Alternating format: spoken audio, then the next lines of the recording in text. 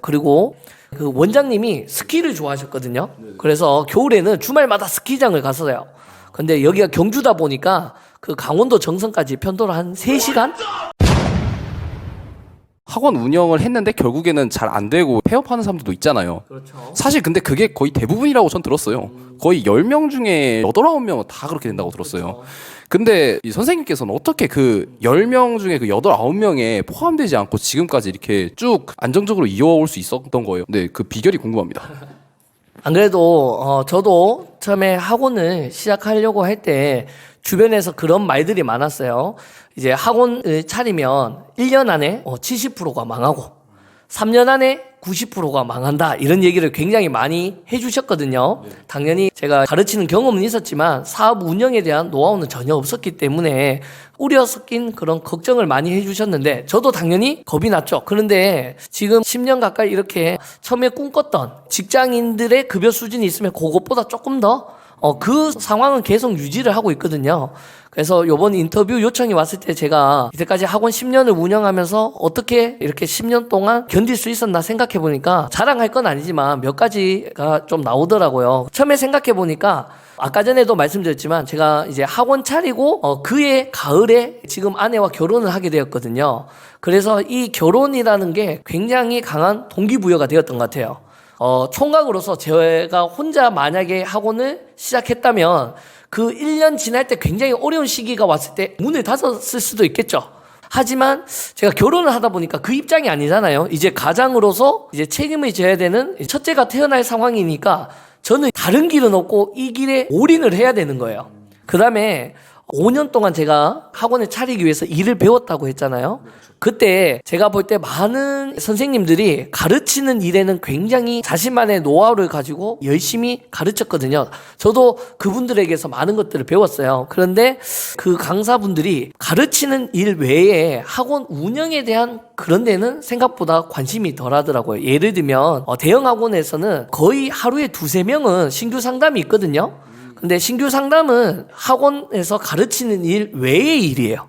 그러니까 아무 선생님이나 가서 상담을 하면 되는 거예요. 그런데 신규 상담을 받으려고 학생이 오면 선생님들이 다 눈치를 보기 시작해요. 왜냐면 학원에 하루에 수업이 3-4개 있는데 그 중간중간에 빈 시간에 조금 수업 준비도 하고 쉬어야 되는데 상담을 오게 되면 30-40분 동안 또 계속 상담을 하다가 수업을 이게 가야 되니까 굉장히 피곤하잖아요.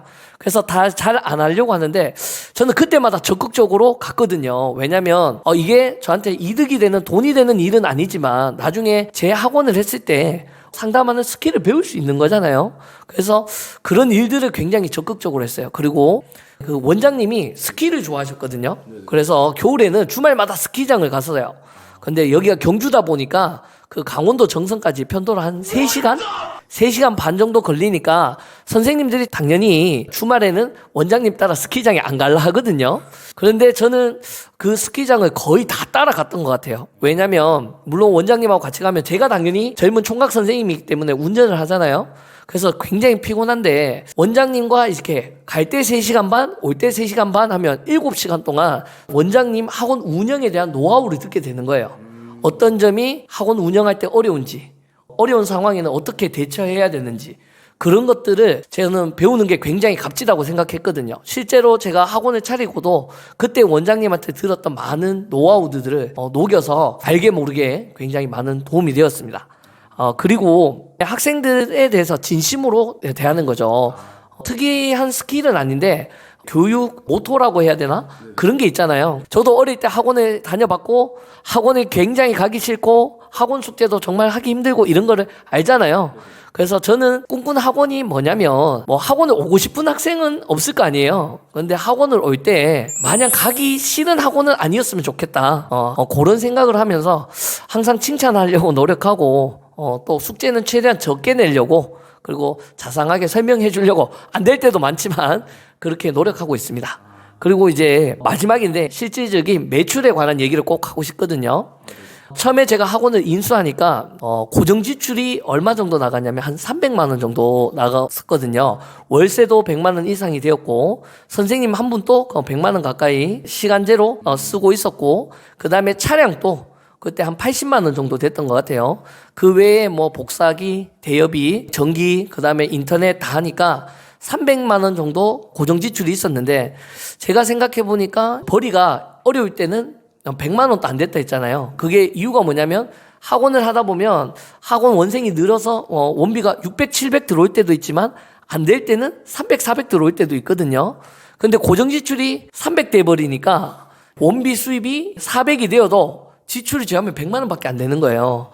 그래서 제가 이제 생각했던 게 고정 지출을 최대한 줄이자. 그래가지고 정말 많은 얘기를 해드릴 수 있는데 그 300만 원을 지금은 30만 원도 안 내고 있거든요. 왜냐하면 요즘에 어머님들이 다 차가 있고 주변에 학교들이 있기 때문에 충분히 걸어올 수 있거든요. 그래서 차량을 안 하기로 하고 그 다음에 마지막에 월세 부분인데 월세도 제가 처음에 학원 인수할 때 너무 큰 학원을 인수했어요.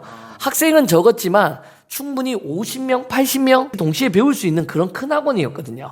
근데 제 능력치에 비해서 너무 큰 학원이었죠. 그것도 이제 작년에 학원을 옮기게 되면서 월세가 작은 학원인데 이것도 제가 대출을 해서 자가로 구매를 해서 상가에서 일을 하고 있거든요. 사업하시는 분들은 다 아실 거예요. 뭐냐면 고정 지출 줄이는 게 곧 제 수입이 되는 거잖아요.